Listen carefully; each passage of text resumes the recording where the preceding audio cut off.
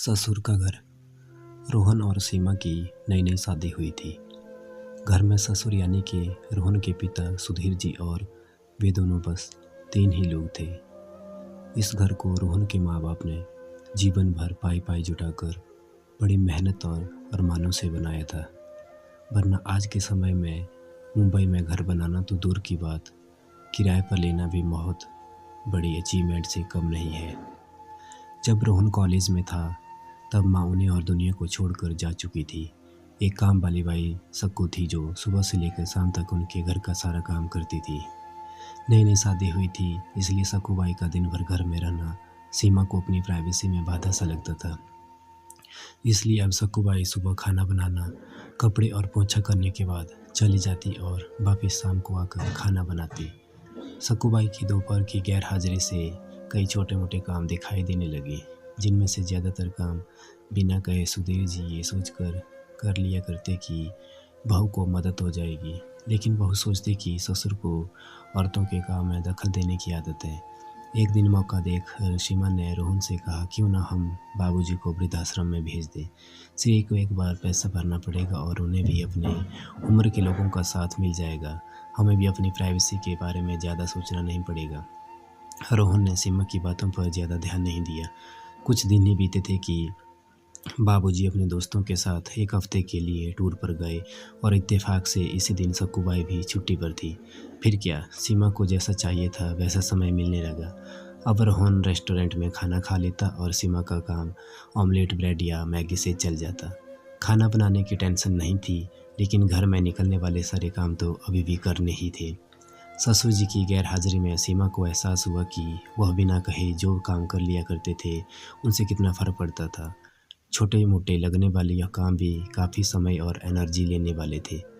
कुछ दिन बीतने के बाद एक दिन रोहन सीमा को कहता है, चलो आज कहीं बाहर घुमाते हैं।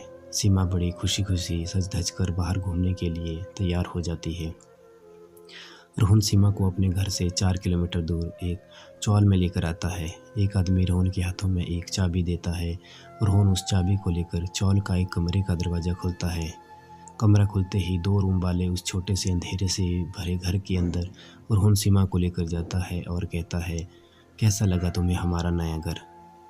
रोहन कहता है, हम अगले महीने से इसी मकान को भाड़े से लेकर रहेंगे, अलग और अपनी प्राइवेसी का मज़ा लेंगे। अभी मेरी आमदनी के हिसाब से हम इसी को अफोर्ड कर सकते हैं। रोहन का यह व्यवहार सीमा की समझ में नहीं आया। वो चौंकते हुए कहती है, हमारे पास अपना इतना बड़ा घर तो है, फिर क्यों हम भाड़े से रहेंगे। रोहन उसे टोकते हुए कहता है, सोच समझ कर बोला करो, वह घर हमारा नहीं है, वह माँ बाबूजी का है। तुम्हारे पास 1 महीना है सोचने के लिए कि तुम्हें आगे क्या करना है। दोनों वहाँ से वापस अपने घर लौट आते हैं। पूरे रास्ते सीमा के दिमाग में तरह तरह के विचार चल रहे थे। घर पहुँचते ही उसने रोहन से कहा, माना कि यह घर माँ बाबूजी का है, लेकिन क्या हमारा इस पर कोई हक नहीं है। रोहन ने कहा, बिल्कुल है, लेकिन माँ बाबूजी के बाद। जब तक वह है तब तक तो नहीं। अगर तुम्हें हक समझ में आता है तो तुम्हें जिम्मेदारियाँ भी समझ में आती होंगी। सिर्फ हक के बारे में सोचकर और अपनी जिम्मेदारियाँ भूलकर स्वार्थी होना क्या भला अच्छा होता है। सीमा के पास रोहन के इस सवाल का कोई जवाब नहीं था। वह सोचने लगी कि उसने अपने क्षणिक सुख के स्वार्थ के लिए इतने नीचे गिरकर ऐसी घटिया सोच और अपने दिमाग में आने दी। उसे मन ही मन पछतावा होने लगा। सीमा रोहन से बोली, मुझे माफ़ कर दीजिए, मैं सच में स्वार्थी हो गई थी, मुझसे बहुत बड़ी गलती हो गई। रोहन बोला, तुम्हें पछतावा हुआ, मेरे लिए यह काफ़ी है, मैं तुमसे नाराज़ नहीं हूँ। बेटे और बहू का यह वार्तालाप सुधीर जी दरवाजे पर खड़े होकर सुन रहे थे। उन्होंने आसमान की तरफ देखा और बोले, भाग्यवान तुम, धन्य हो जो तुमने ऐसे बेटे को जन्म दिया है। उन्होंने दरवाज़ा खटखटाया। बहू ने दरवाज़ा खोला तो उनके हाथों में पकड़ी थैली से गरम गरम समोसों की सुगंध उसको आने लगी। ससुर ने अपनी बहू से कहा, भूख होने वाले हलवाई के पास से लाया हूँ, तुम्हें बहुत पसंद है ना।